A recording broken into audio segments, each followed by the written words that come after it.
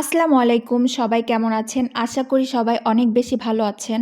তো চলুন আজকে আপনাদের সঙ্গে একটি সাদামাটা কালো জিরা ভর্তার রেসিপি শেয়ার করি।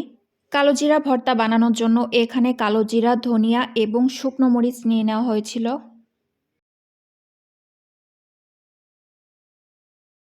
তো তারপর এখানে পেঁয়াজ কুচি এবং রসুন কুচি করে সেটাকে হালকা করে শুকনো খোলায় ভেজে নেওয়া হয়েছিল এবং তার সঙ্গে শুকনো মরিচটাকেও ভেজে নিয়েছিল হালকা। তো তারপর একটি মিক্সার জারে ধনিয়া এবং কালো জিরাটাকে নিয়ে নিচ্ছিল আম্মু। আর আজকে ভর্তাটা মূলত আমার আম্মু বানাচ্ছিল। তো তারপর একটি মিক্সার গ্রাইন্ডারে এটিকে ভালো করে ব্লেন্ড করে নিচ্ছিল। আর সময় স্বল্পতার কারণে আজকে ভর্তাটা পাটায় বানানো হচ্ছে না, আজকে মিক্সার গ্রাইন্ডারে বানানো হচ্ছে।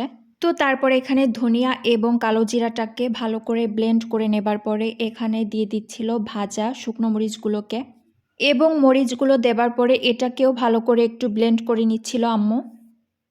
তো দেখতেই পাচ্ছেন এখানে ভালো করে সব কিছু ব্লেন্ড করে নেবার পরে এখানে অ্যাড করে দিচ্ছিল পেঁয়াজ কুচি এবং রসুন কুচিগুলোকে। আর শুকনো খোলায় ভেজে রাখা পেঁয়াজ এবং রসুন কুচিগুলোকে দিয়েও ভালো করে আম্মু এটাকে ব্লেন্ড করে নিবে। আর এই সব কিছুকে একসঙ্গে ভালো করে ব্লেন্ড করে নেবার পরে দেখতে পাচ্ছেন আমাদের কালো জিরা ভর্তা এখন পুরোপুরি কমপ্লিট। আর এরকম সাদামাটা কালো জিরা ভর্তা কে কে খেয়েছেন বা এভাবে কারা কারা বানান অবশ্যই কমেন্ট করে জানাবেন। আর এভাবে কালো জিরা ভর্তা আমার আম্মু বাসায় প্রায় সময় বানিয়ে থাকে, তো এভাবে বানালে কালো জিরা ভর্তাটা খেতে খুবই মজা হয়। তো দেখতেই পাচ্ছেন এখানে আমাদের কালো জিরা ভর্তাটা পুরোপুরি কমপ্লিট। তো এখন আম্মু এটাকে একটি প্লেটে সার্ভ করে নেবে। তো এভাবে কম উপকরণে সবাই একবার হলেও বাসায় ট্রাই করে দেখতে পারেন, খুবই মজা হয় খেতে এটা। আর যারা এভাবে কালো জিরা ভর্তা তৈরি করে থাকেন তারা অবশ্যই কমেন্ট করে জানাবেন।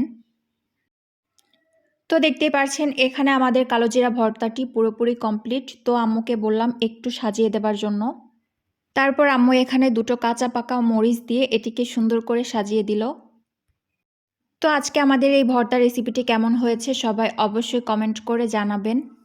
তো সবাই অনেক বেশি ভালো থাকবেন এবং আমার জন্য দোয়া করবেন। তো বাই বাই, আল্লাহ হাফেজ।